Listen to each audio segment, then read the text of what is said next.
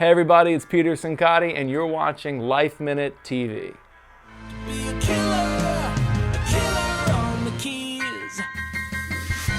Renowned singer, songwriter, and pianist Peter Cincotti is certainly something special. The child prodigy started playing piano at age 3 and had his first professional gig at 13.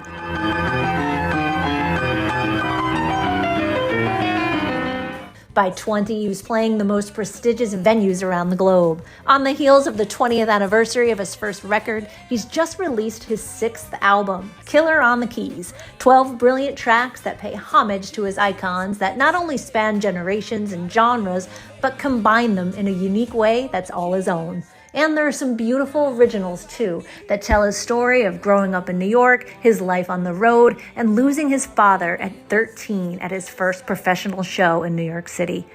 Hold every day like that day's the last you're gonna live. This is a Life Minute with Peter Cincotti. Thanks so much for joining us on Thank Life you for Minute. having me, good to be here.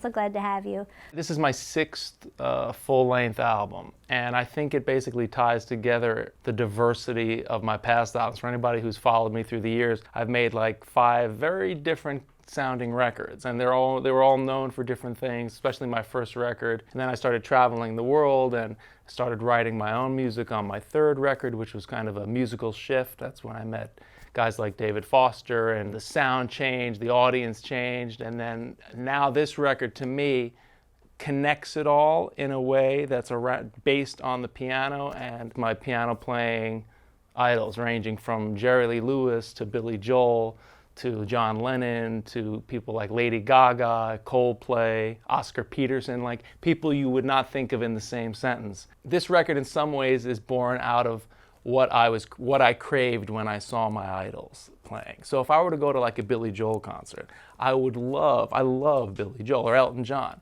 But sometimes on certain songs, when it came to like the musical section, I wanted to hear like a different kind of piano solo. But when I would go see the jazz guys, I wanted to hear some storytelling from like a Billy Joel or a Paul Simon or a James Taylor.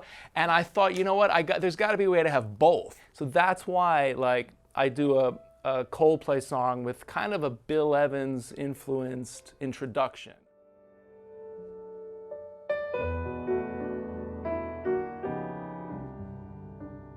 Or Bruce Hornsby, I combined Bruce Hornsby's style, the way he played, with John Lennon's Imagine.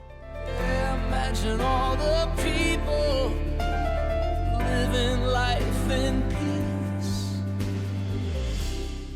Have you met any of those people, your idols? I met a few. I met Billy Joel, I do one of his songs. I met Ray Charles, I met Elton John. I actually opened for Ray Charles right before he passed away. We shared this, I couldn't believe it. It was in Montreal, and he was really nice. I remember meeting him backstage. I couldn't believe my name was on the same bill, but I've been fortunate enough to meet a few of my idols. What is the creative process like for you? A lot of these tracks were born during the pandemic, so that's a very obviously particular kind of a time. We're locked in the apartment. I'm in New York City the whole time, looking out at the city that never sleeps and watching it sleeping. But there was something about being in New York during this time, and that did affect the creative process. I woke up one day and there was a song there, probably the most personal song I wrote, like it must have been in a dream or something, where I got up and went to the piano and I had the title of the track called Ghost of My Father, which is about my father and his passing, which I never really spoke about, let alone performed. That moment on the ghost of my father on my shoulder since I'm 13 years old and So there was something very cathartic about that process, particularly with a song like that. And the melody was there, and that period of time, being in like a quarantine, forced you to press pause on a lot of things, and then what opens up when you can't do anything else kind of is affected, and the creative process is affected, for sure. That has its fingerprint on these tracks as well. Did you always know you wanted to play piano? I mean, you were young when you started. I was very young. I was 3 years old. My grandmother bought me this toy piano for my 3rd birthday, and she taught it was like one of those 10-key wooden things in the 80s, and she taught me how to play Happy Birthday on it. And apparently I played it like right back after her, something like that. I don't remember it, but I just remember being drawn to it, and then we got a real piano in the house and I started taking lessons, and I was like immediately drawn to it, but I never had a moment where I was like, this is what I'm going to do. To me, it was just assumed. By the time I came of age in my teens to figure out, what's you're going to be in a profession, I didn't even think about it. I was already playing gigs. I grew up in New York. That was a big part of, my education and the opportunity to, sit in at clubs. I had teachers that would play in clubs and I'd be 10, 11, 12 and they'd say, come up. And then I had my first real professional gig of my own when I was 13. How did that happen? Did your parents get you into it? I was lucky to have parents that exposed me to all kinds of music, rock concerts at Madison Square Garden, Broadway shows, jazz clubs, blues. So they were very encouraging, and that shaped me as a person, let alone as my music. When my first record came out, I was at Columbia University, and it was that's when I got signed, and I was kind of playing a lot then in the city. And then I had to make a decision, and I left Columbia and just started touring around the world. So it's been, depending on the record cycle, it's been on and off, but it's a really fascinating life. And you don't know where you got it from? I don't know if it was on my mother's side. I guess my mother's side was more artistic in general. But then again, on my father's side too, there's a couple there. So no one did it as a profession, but it's somewhere in the blood, I guess. And then the famous Carlisle, you're going to be playing there, right? Yeah, Cafe Carlisle, we started about a year ago, a little over a year ago. We've done so many shows there, so we keep coming back. It's kind of like my New York base, and there's no place like it. We have 5 nights coming up, October 3rd to the 7th. For those who haven't been, it's really a one-of-a-kind venue. Plus, the martinis are strong, so everybody's loose. What's your favorite thing about New York? Yeah, there's no place like it. What could you say? There's a quote a friend of mine says a lot. I think it was a John Updike quote saying, if you don't live in New York, you're just kidding. I was like blind to a lot of it because I grew up in it, and then I thought the whole world was kind of like that. And then when you start seeing the world, you realize how unique it is, how diverse it is. And musically, I have a lot to be grateful for that I attribute to this city. So. And you have quite a following too. It's fascinating, especially nowadays on social media, connecting with people and seeing where they are. I did this thing for a while called That Friday Feeling with Peter, another thing that kind of got me through the pandemic, and it was a live stream, and I would connect, and I'd just go like every Friday at 6 p.m., I'd make a drink, and I would just talk to my followers. Cheers.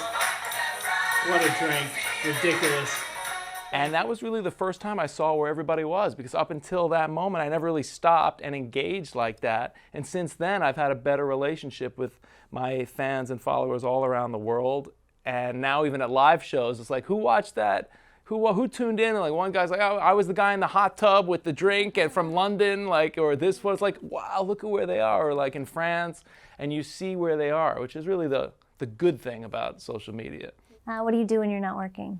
I like to cook a lot, and that's one of my favorite things. Just have some wine or make a martini, and like there's something very therapeutic, not only about the martini, but about the process of cooking that I like a lot. And I think it's funny, I wrote this thing I want to try to develop at one point, the correlation between building a dish and building a song. And there's so many overlaps. And let's talk about Italian food. The bass and drums are like the core, right? If you screw that up, the bass and drums, the core and the rhythm isn't there.